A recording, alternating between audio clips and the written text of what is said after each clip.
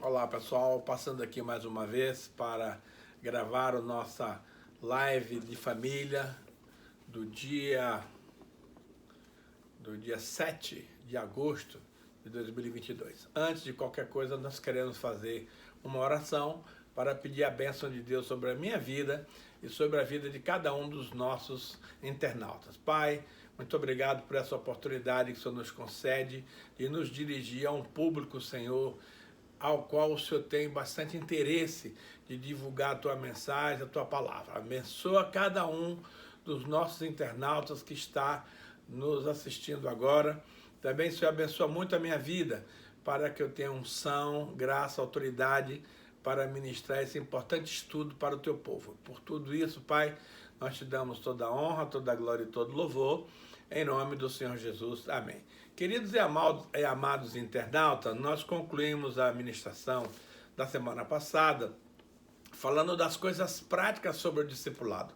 Eu queria apenas relembrar para você algumas delas, para nós pegarmos o contexto e darmos sequência ao início. Primeiro, nós falamos que, por causa do amor de Deus, por causa da nossa nova função, nós precisamos deixar de lado a mentira, falando a verdade cada um com o seu próximo. Nós sabemos que a mentira é uma coisa institucionalizada a nível de Brasil. Porém, quando nós nos convertemos ao Senhor Jesus, essa situação deve ser eliminada da nossa vida. A segunda coisa que nós ministramos sobre as coisas práticas do discipulado é a questão da ira. Nós sabemos que nós não podemos nos livrar da ira, ela é inerente a todo ser humano. Porém, você até pode se irar, mas não pode pecar. Ou seja, não permita que você passe de um dia para o outro sem resolver a sua situação, porque isso caracteriza a operação da ira e isso abre brecha na sua vida para o diabo fazer um arraso. Então, você pode se irar? Pode, não deve. Porém, resolva no mesmo dia a situação para não ficar nenhuma pendência. A terceira coisa que nós falamos é sobre o furto. Essa é uma prática comum das pessoas hoje em dia. Furta-se de muitas maneiras e em muitas coisas, mas nós precisamos nos livrar disso e trabalhar com as próprias mãos para ter como que acudir ao necessitado. A quarta coisa que nós falamos é a questão do palavrão. Nós, como cristãos, não podemos falar palavras torpes que venham denegrir a imagem das pessoas, que venham causar tristeza, mal-estar. Então nós precisamos ser muito coerente quanto a esse aspecto. Agora, veja bem, nós vamos entrar propriamente no estudo de hoje, que é o versículo 30, que diz assim: e não entristeçais o Espírito Santo de Deus, no qual foste selado para o dia da redenção. Veja, o Espírito Santo é a garantia, queridos, é o penhor da nossa salvação. Quando você precisa mandar uma carta para algum lugar, hoje não se faz mais isso, porque nós temos aí os e-mails, nós temos aí os WhatsApp, mas no passado nós precisávamos enviar uma carta, então era necessário ir a um correio, comprar um selo e selar aquela carta. Se a carta ia para os Estados Unidos, você tinha que comprar um selo referente àquele local. Mas a carta selada era a garantia que ela ia chegar ao destino designado. Então, o Senhor faz essa analogia com relação ao Espírito Santo, que é a mesma coisa. O Senhor nos carimbou com a presença do Espírito Santo na nossa vida para nos guardar, nos guiar, nos proteger, enfim, conduzir de maneira sábia todas as nossas opções, todas as nossas decisões a partir desse momento. Agora, a Bíblia ela é muito clara, que ela diz assim: não entristeçais o Espírito Santo. Por quê? Em primeiro lugar, o Espírito Santo é uma pessoa da Santíssima Trindade. Ela se alegra, ela se entristece. Então, quando eu e você praticamos algumas coisas que não agradam a Deus, o Espírito Santo fica triste. E quando ele fica triste, amados, ele não opera, ele não age ao nosso favor. Ele cruza os braços e diz: bom, agora é por tua conta e risco. Então, veja bem, nós precisamos cuidar com muito carinho, com muito detalhe, porque eu e você amamos ao Espírito Santo. Portanto, vamos evitar de entristecê-lo. Mas, pastor, de uma maneira prática, o que vem a ser o entristecer o Espírito Santo? Eu vou te dar algumas dicas que está aqui no versículo 31 e 32 de Efésios capítulo 4. Ele diz assim, ó: longe de vós toda amargura, cólera, ira, gritaria, blasfêmia e assim toda malícia. Então veja só, meus irmãos, essas pequenas coisas que eu e você fazemos consciente ou inconscientemente, ela causa tristeza ao Espírito Santo, amargura. Amado, Deus te criou para ser feliz, para andar no alto astral, para andar animado, encorajado. E se alguma coisa errada ali acontece, você não precisa ficar amargurado. Você ora a Deus e você vai ficar com sua paz restaurada, sua alegria restaurada, e a amargura vai ter que sair fora da sua vida. Segunda coisa é cólera. Cólera é um estado de ira bastante veemente, bastante forte. Então você se indigna com alguma coisa, fica irado, e também ele fala aqui de ira em seguida, que é uma coisa mais palpável, mais leve. Então, meu amado, não entra nessa não. Entregue as tuas causas para o Senhor, Ele é o teu juiz, Ele é que vai, é teu advogado, Ele é que vai resolver as suas paradas e não você. Portanto, não se inquiete, não fique nervoso, não fique colerizado, porque essas coisas não resolvem os problemas da vida da pessoa. Gritaria, gente, que coisa terrível. Tem certas casas que você vai, que os pais gritam com os filhos gritam com os pais, vira uma coisa horrível. Então, essas coisas entristecem ao Espírito Santo. Você não precisa gritar para o teu filho te obedecer. Você pode falar com ele normalmente e ele vai acatar a sua palavra. Então, não há necessidade de gritar com seu marido, com sua esposa, ou seja, com seu chefe, com seus empregados. Aí vale ao nível de qualquer situação. Então, evite a todo custo, meu querido e meu amado internauta, a questão da gritaria. Uma coisa também muito séria é a blasfêmia. Blasfêmia, querido, em outras instâncias, é falar mal do Espírito Santo. A Bíblia diz que todos os pecados serão perdoados aos homens, menos a blasfêmia contra o Espírito Santo. Então, você que é cristão, tenha muito cuidado em dar sua opinião, que você acha que sabe tudo, sobre determinados assuntos, porque você pode incorrer numa blasfêmia. E isso vai entristecer sobremaneira o coração do papai, o Espírito Santo, e ele não vai agir na sua vida. Uma outra coisa também é a questão da malícia, meus irmãos. Nós temos que respeitar uns aos outros. Não adianta você fazer piada suja, imoralidade, impureza sexual. Tudo isso entristece o Espírito Santo. O seu corpo pertence a Deus, meu amado e minha amada internauta. Por isso, você tem que saber usar o seu corpo para glorificar a Deus e não para usar de maneira impura, de maneira escandalosa, de maneira assintosa, o que vai acarretar em tristeza ao Espírito Santo. Então, essas basicamente, tem muitas outras, mas eu citei aqui apenas algumas para que você se cuide, para que você vigie. Agora, ele faz agora uma recomendação que nós precisamos fazer. Então ele diz assim: antes de você fazer essas atitudes erradas contra as pessoas, sede uns para com os outros benignos. Amado, benignidade é uma das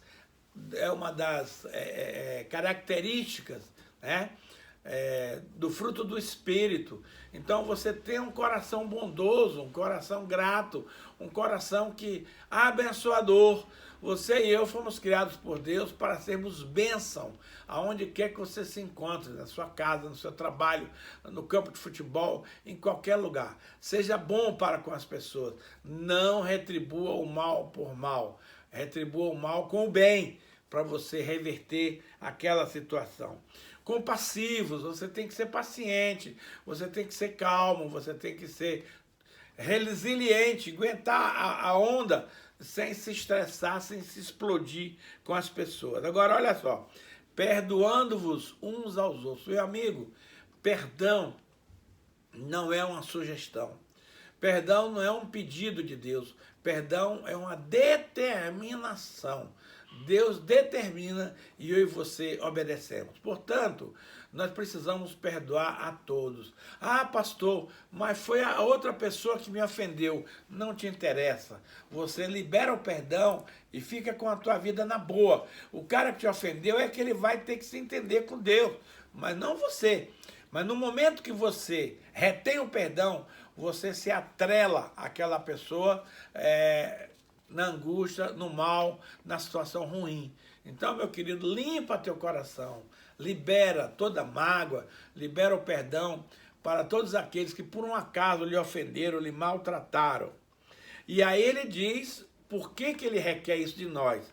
Como também Deus, em Cristo, vos perdoou. Então, amado, nós somos destinatário do perdão de Deus na nossa vida. E como é bom, né, amado, você viver em paz, alegre, feliz, sem bronca no seu coração. Por quê? Porque Jesus te perdoou. Agora, isso nos implica em que também nós precisamos perdoar aqueles que nos têm ofendido, magoado, entristecido. Por quê? Porque Deus não quer ver ninguém desanimado. Deus não quer ver ninguém triste. Deus não quer ver ninguém abatido. Antigamente, meus queridos, a tristeza era um pecado. Imagina, o Senhor não quer ver ninguém triste. Ele nos fez alegres, saudáveis, tem nos dado tantas bênçãos para que eu e você possamos viver uma vida digna daquele que nos chamou das trevas para a sua maravilhosa luz. Agora, meus queridos, como cristãos, há um problema muito sério, que é a falta de unidade. Eu nunca vi um povo mais belicoso, mais difícil, mais complicado de lidar do que os crentes. Os crentes é assim, por qualquer coisinha, magoei, não falo mais, não sei o quê. Gente, vamos parar com isso. Isso é coisa de criança. Nós não somos mais criança, nós somos adultos e, como tal, precisamos proceder dessa maneira. Veja o que o Senhor nos recomenda ali em Efésios 4, de 1 a 6, ele diz assim, rogo-vos, cara, isso aqui é um pedido da parte de Deus, não é? É uma coisa tão carinhosa, tão gostosa, tão amorosa. Rogo-vos, pois, eu, Paulo falando, prisioneiro no Senhor, que andeis de modo digno da vocação que foram chamados. Querido, nós somos chamados para andar com Deus. Nós somos chamados para ser filho de Deus. Nós somos chamados para povoar o reino de Deus. E como tal, há um procedimento que nós precisamos fazer, que é o que nós chamamos de santidade. Então, cada um de nós que vivíamos uma vida desregrada, uma vida bagunçada, uma vida completamente fora dos padrões, mas agora você se converteu. Então, há um padrão de comportamento em que eu e você precisamos andar de modo digno, de modo adequado, de modo idealizado daquilo que Deus nos chamou para fazer. Agora, pastor, o que vem a ser andar de modo digno da sua vocação? O texto aqui, ele é autoexplicativo. Ele diz assim, ó, com toda humildade. Queridos, a humildade é antônimo de arrogância, prepotência, soberba. Jesus disse, sedes humilde como eu. Então, se você, não importa a sua classificação cultural, financeira, posicional na empresa, não interessa a sua posição, porque Jesus é o maior de todos e ele deu exemplo a nós de humildade, lavando os pés dos discípulos. Então, quando Jesus pede a você e a mim para sermos humildes, ele não está exigindo nada demais ao que ele próprio praticou para nos dar exemplo. Então, meu amado, para com esse negócio de ser arrogante, de ser metido, de achar que você aqui é o cara, que é o bom, que sabe tudo. Para com isso. Seja humilde. Humilde é aquele que não se ofende com agressões, com palavras torpes, negativas. Então, a humildade é o primeiro passo para alguém que quer andar de modo digno da sua vocação. O segundo é semelhante a esse, é mansidão. A palavra mansidão no original quer dizer domesticado.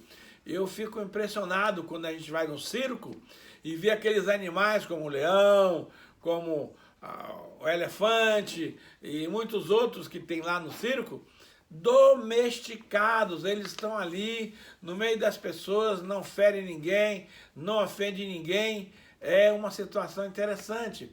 Então eu e você temos que ser pessoas mansas, que não se ofendem facilmente, que não ofendem os outros, que vivem uma vida pacata, uma vida mansa, tranquila e sossegada. Longanimidade, essa palavra é muito comprida, e a própria extensão da palavra dá uma ideia do que nós precisamos ser. Longanimidade é longo ânimo, ou seja, paciência esticada. Ah, Senhor Jesus, eu preciso perdoar a pessoa 7 vezes? Não, meu filho, não é 7 vezes, é 70 vezes 7. Isso é um exemplo de longanimidade. Ou seja, o cara te provoca, e você simplesmente vai tirando de letra. Você deixa a pessoa muito mais irritada do que se você respondesse na mesma linha que você foi agredido. Então, a longanimidade é uma característica de um homem e de uma mulher que tem o Espírito Santo agindo na sua vida. E ele fala mais, suportando uns aos outros em amor. Muita gente pensa que é suportar, que é aguentar a chateação, mas não é.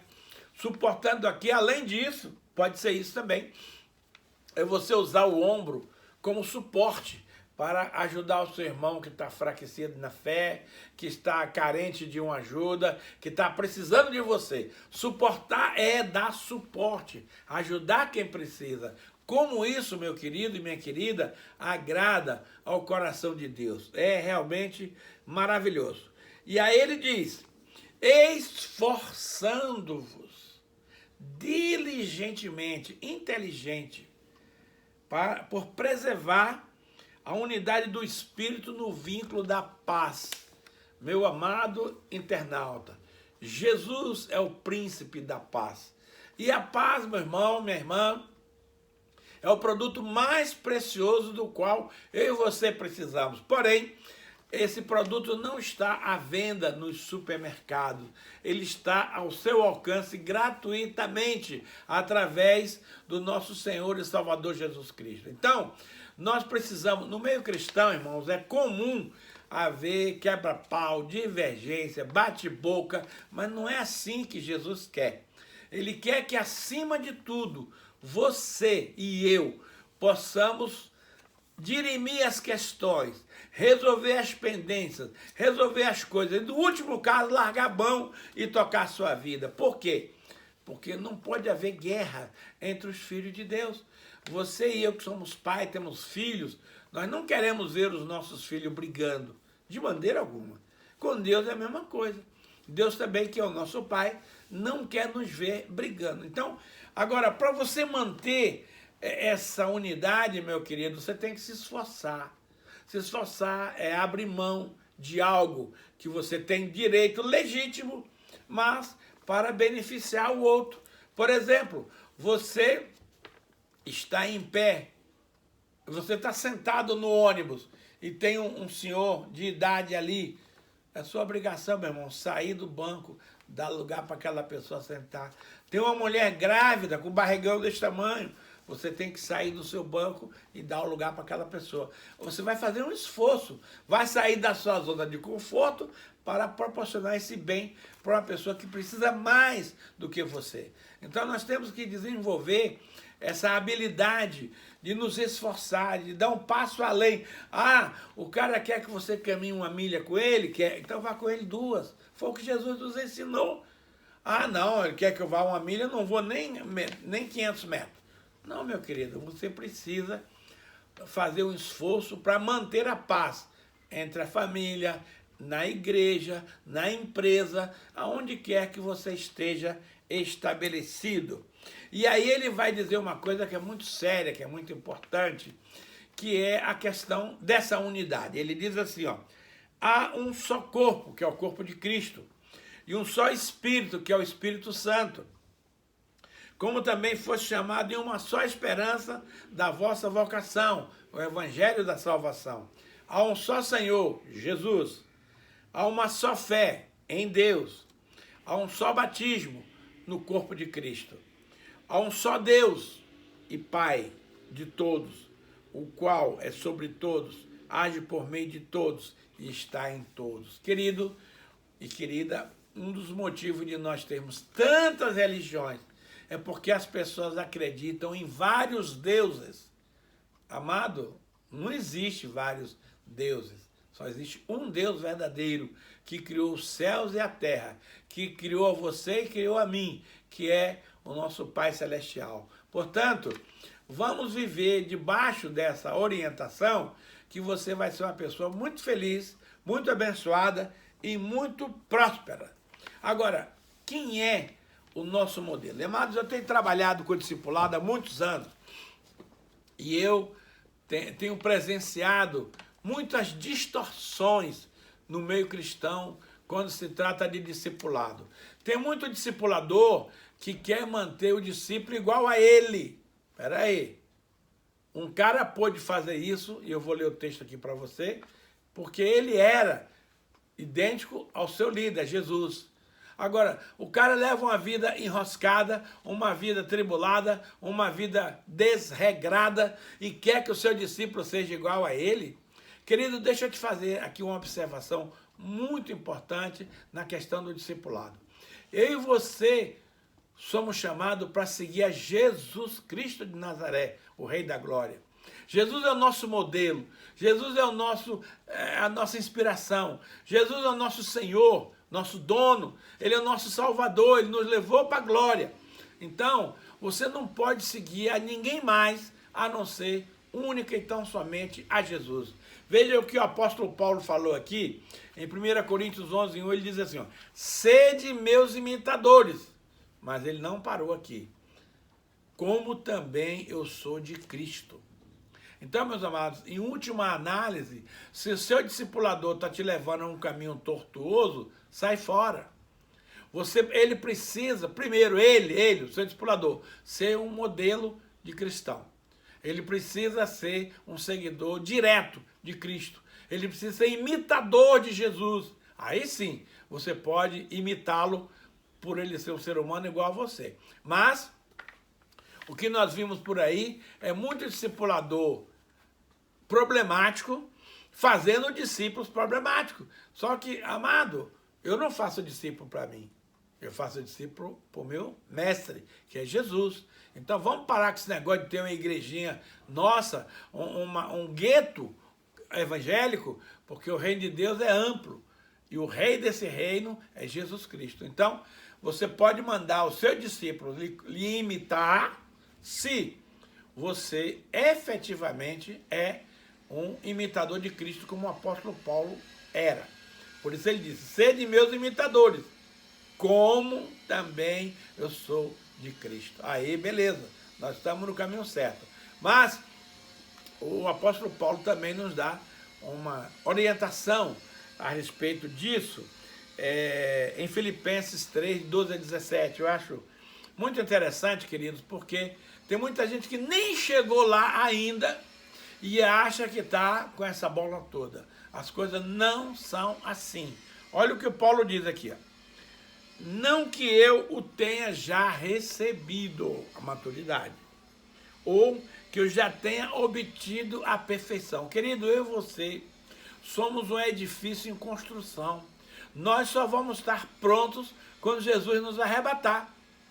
Até lá, tem muita coisa que você e eu precisamos praticar, fazer, corrigir, mudar, aperfeiçoar para chegarmos à estatura de varão perfeito. Então ele diz aqui que ele não alcançou ainda, mas, olha o detalhe, prossigo para conquistar aquilo para o que eu também fui conquistado por Cristo. Ou seja, eu não posso parar na minha caminhada cristã. Meus queridos, a caminhada cristã, ela é como uma escada rolante. Se você para, você dá para trás. Você não vai. Não tem como parar e ficar no mesmo lugar porque a escada sobe. A fila anda. Então, meu amado, para com esse negócio de achar que você já chegou lá, que você já é modelo, que você já é perfeito, que você agora é a quarta pessoa da Santíssima Trindade. Para com isso. Nós estamos todos no caminho de aprender. E Paulo diz, eu já alcancei muita coisa, mas eu não parei aqui. E essa é a minha recomendação para você hoje, que você continue buscando a perfeição em Jesus Cristo. E ele continua.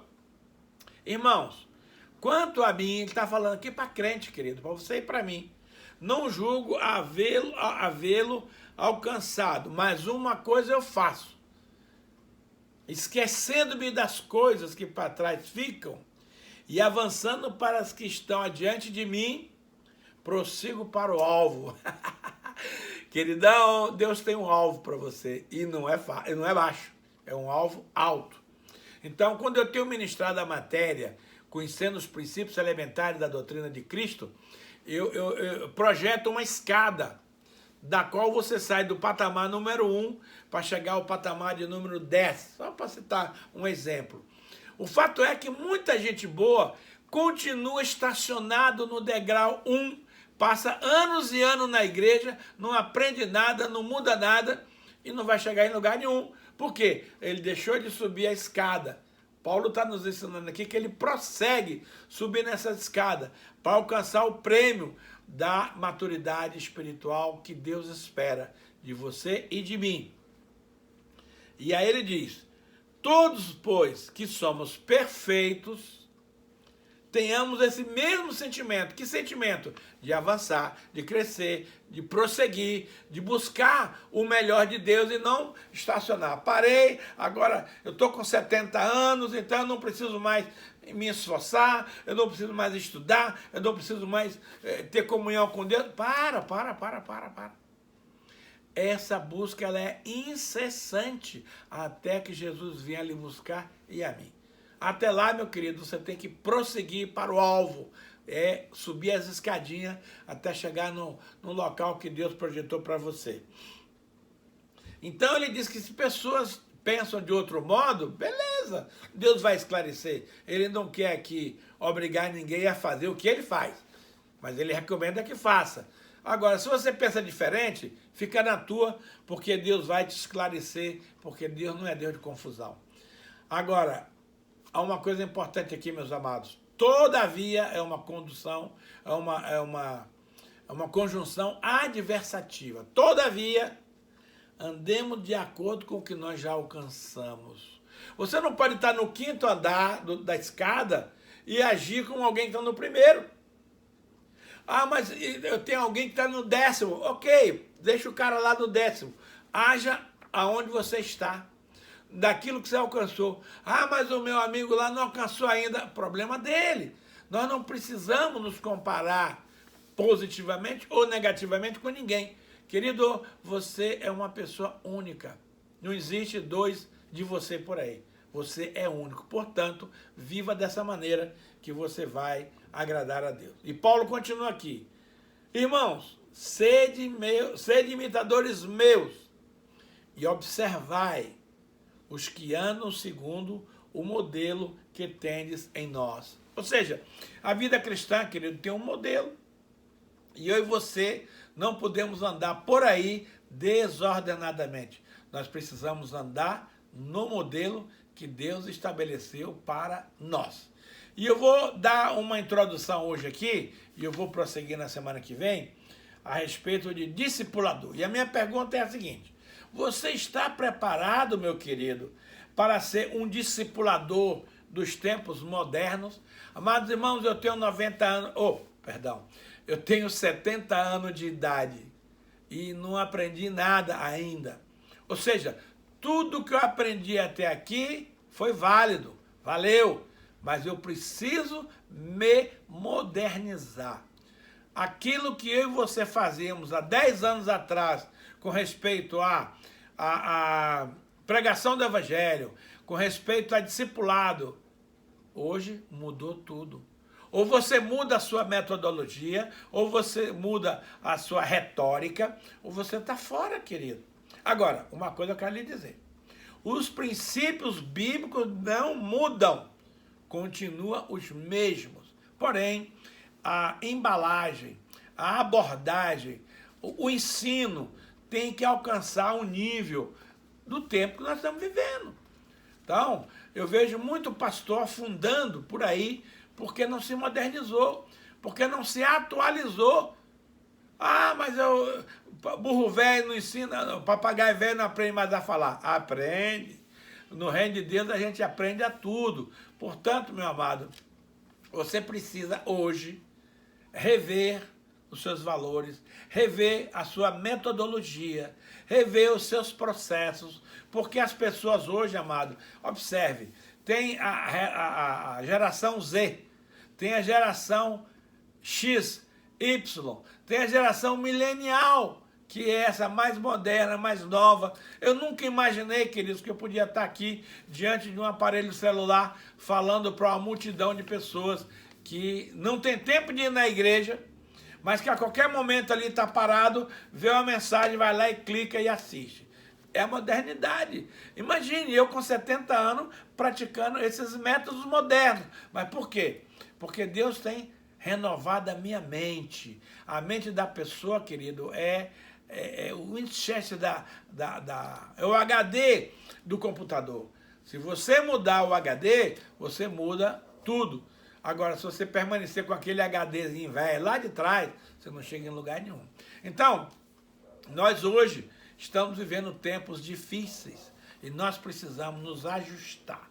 Não é banalizar o ensino, não é relativizar o ensino, não. É usar os princípios de maneira palatável, de maneira agradável, de maneira que as pessoas possam receber aquilo e ficar feliz, ficar animado. Porque andar com Deus, querido, é o maior desafio do ser humano. Não tem coisa mais extraordinária, mais bacana, mais maravilhosa do que isso. Porém, você tem que... Eu gosto muito de uma instituição chamada MPC, Mocidade para Cristo, lá dos Estados Unidos. E ela dizia sempre o seguinte, andando na modernidade dos tempos, mas ao compasso da rocha. A rocha é Cristo. Eu posso mudar as coisas, porém a base não muda. O princípio não muda. Aquilo que era pecado há 5.000 anos atrás, continua sendo pecado hoje. Agora, eu preciso alcançar o coração do meu ouvinte, do meu assistente, daquele que anda comigo. E para isso, só o Espírito Santo, querido, tem estratégias modernas, sem ferir princípio, para você fazer um bom discipulado, para você fazer um bom aconselhamento, para você fazer um bom apacentamento.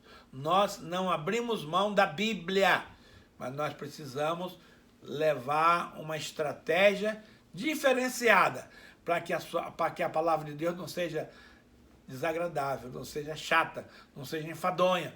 Não, você tem que deixar o seu interlocutor sempre ativo, sempre alerta, sempre desejoso de receber algo novo. E aqui ele diz o seguinte, o versículo em Mateus 24:12, ele diz assim, é o tempo que hoje eu e você estamos vivendo, infelizmente. Ele diz assim, ó, e por se multiplicar a iniquidade, o amor se esfriará de quase todos. Queridos, você assiste os noticiários de TV, é só miséria, desgraça, é só coisa ruim. Tem hora que você se revolta com as coisas que você vê, que você ouve por aí. Então a iniquidade hoje, de uma maneira geral, está se multiplicando. E não adianta você reclamar. Então,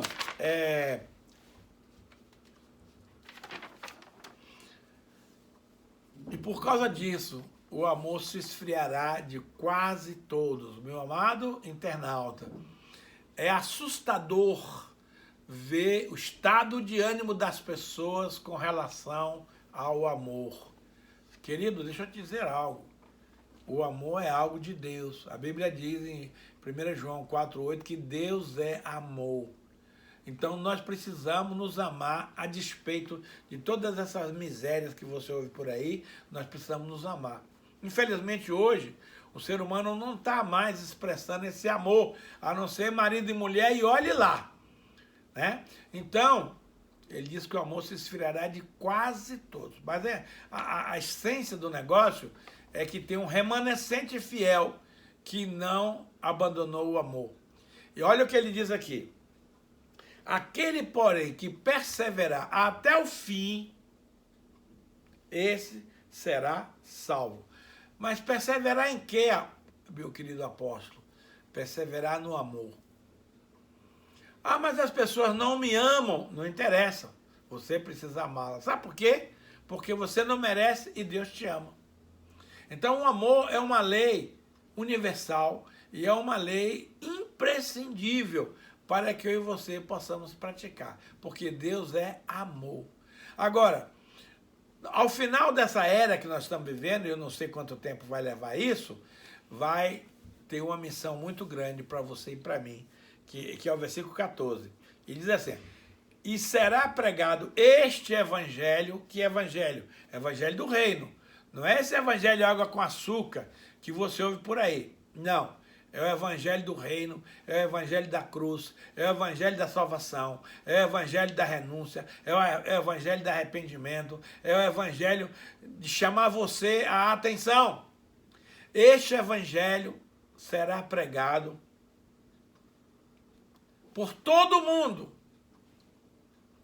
para testemunho a todas as nações. Então virá o fim. Sabe, amados, Deus não vai condenar ninguém ao inferno se a pessoa não tiver a oportunidade de escolher entre Deus e o diabo. Então, enquanto esse evangelho não for pregado em todo mundo, Jesus não volta. Mas, pastor, como é que isso é possível? Não sei, não sei. Deus tem lá os meios dele, tem internet, tem, sei lá, um monte de coisa aí que é possível esse evangelho alcançar todos, que está escrito aqui. E eu quero lhe dizer, meu internauta, que eu vou fazer parte disso. Eu vou estar lá, na parada, pregando esse evangelho do reino, que salva, que libera perdão, que cura, que leva você para o céu. Esse é o evangelho do reino. Não é aquele evangelho barato que eles estão vendendo por aí. Então, esse evangelho vai ter que ser pregado a todas as nações. Quando que vai ser isso, meu pastor? Quando vier o avivamento. O avivamento é algo que está para vir em uma escala gigantesca. Jesus falou para o servo dele, João Bevé, que o que ele vai fazer nessa segunda onda do avivamento vai parecer os milagres do livro de Atos, brincadeira de criança. Imagine você que aquilo ali do livro de Atos foi uma coisa espantosa, maravilhosa, espetacular. Ponha espetacular nisso. Porque quando vier, eu vou falar no final dessas ministrações um pouco sobre esse avivamento que virá, nós vamos sair por aí, meu amado. E as pessoas vão pedir, manda aqui um missionário falar de Jesus para nós. Manda aqui. E o Brasil será considerado ponta de lança desse momento. Vão requisitar os brasileiros para fazer parte dessa cruzada. O mundo vai clamar por mim e por você, para que nós possamos ir ao país deles, levar esse evangelho da graça, do amor, do poder, da cura, dos milagres, da transformação. Ai, como eu estou desejoso que esse tempo chegue logo. Eu me sinto como uma criança animada, como um menino totalmente preparado para isso. Então, meu querido, minha querida, eu vou parar por aqui e na semana que vem nós vamos dar continuidade a esse tema, porque o discipulado é uma da segunda grande comissão que Deus estabeleceu para você e para mim. Então nós não podemos negligenciar nem deixar esse assunto de lado. Mas eu quero antes orar por você e dar a oportunidade de você que está precisando de um milagre nas suas finanças, plantar uma semente no nosso ministério, para que Deus, com essa semente, lhe dê uma grande colheita. Feche os seus olhos onde você está e vamos orar. Pai, muito obrigado, Senhor, por essa oportunidade maravilhosa que o Senhor nos dá de pregar o Teu Evangelho, Senhor. Então, Pai, que nesse momento, as pessoas que estão nos assistindo, a qualquer momento, em qualquer lugar, possam ser tocadas pelo poder de Deus. Que as palavras ministradas hoje encontrem um coração aberto, um coração sedento para receber esse ensinamento. E, Pai, toca no coração daqueles para fazerem uma oferta de amor para o nosso ministério. Abençoa, Pai, cada um dos nossos internautas, que eles possam, Senhor, compartilhar essa mensagem para outros, que eles possam dar um like aí, que gostaram, que eles possam manter um comentário, que se quiserem falar conosco, faça contato e nós teremos grande prazer de atender. Querido, está aí na sua tela do seu celular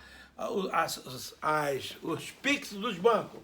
Então, no Banco Santander é 41 99979 6625.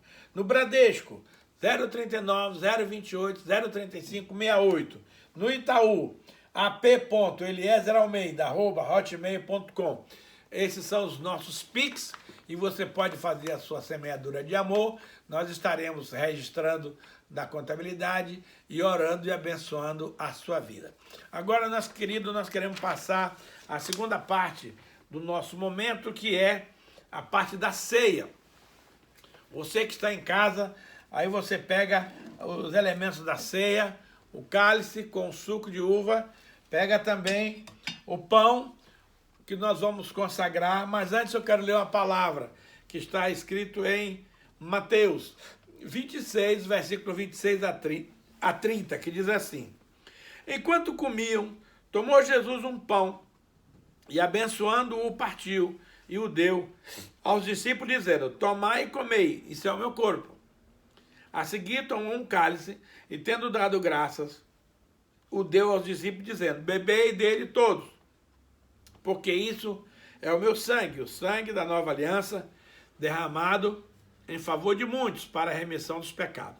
E vos digo que dessa hora em diante não beberei desse fruto da videira, até que venha aquele dia que hei de beber novo convosco no reino de meu Pai. E tendo cantado um hino, saíram para o Monte das Oliveiras. Queridos, a ceia do Senhor é algo espetacular, é algo espiritual, lindo, maravilhoso. É o Deus Santo, o Deus Todo-Poderoso, convidando você e a mim para cear com Ele na mesa da revelação. Veja, Jesus está dizendo aqui que depois dessa ceia que Ele fez com os discípulos, Ele só vai voltar a fazer outra ceia dessa no reino do seu Pai, lá das bodas do Cordeiro. Vai haver o arrebatamento da igreja de Jesus e vai haver a ressurreição dos mortos que morreram em Cristo. E vai haver um grande casamento no céu chamado as bodas do Cordeiro. Isso vai durar 7 anos. Enquanto nós vamos estar celebrando com o Senhor lá na glória, esse momento, o mundo aqui vai estar passando por algo terrível, chamado de grande tribulação. Eu, sinceramente, não gostaria, querido, que você participasse dessa tribulação. Por isso, nós vamos cear hoje, agradecendo a Deus por Jesus ter sido obediente até a morte e morte de cruz. Pai, aqui está o pão. Eu quero dizer, Senhor, que esse pão representa o corpo de Cristo que foi moído na cruz do Calvário. Quero consagrar, Senhor, esse pão ao Senhor, quebrando toda a contaminação industrial e dizendo que a partir desse momento esse corpo simboliza, esse pão simboliza o corpo de Cristo que foi quebrado em meu favor. Comamos em nome de Jesus.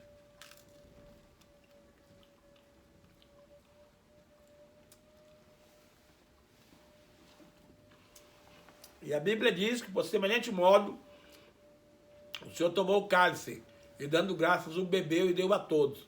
Obrigado, Deus, pelo sangue de Cristo que foi vertido na cruz do Calvário para limpar todos os meus pecados. Obrigado, Senhor, porque esse sangue hoje representa uma defesa impenetrável, onde o diabo não pode me atingir, porque eu estou revestido do sangue de Jesus. Senhor, eu quebro toda a contaminação desse suco de uva e quero dizer que a partir de agora esse suco representa o sangue de Jesus, que foi revestido na cruz e que hoje serve de purificação de pecado e de proteção divina para todos nós. Também, Senhor, na ceia, nós estamos reafirmando a nossa aliança com Deus Pai, Deus Filho, Deus Espírito Santo e também com os irmãos. Tomemos todos.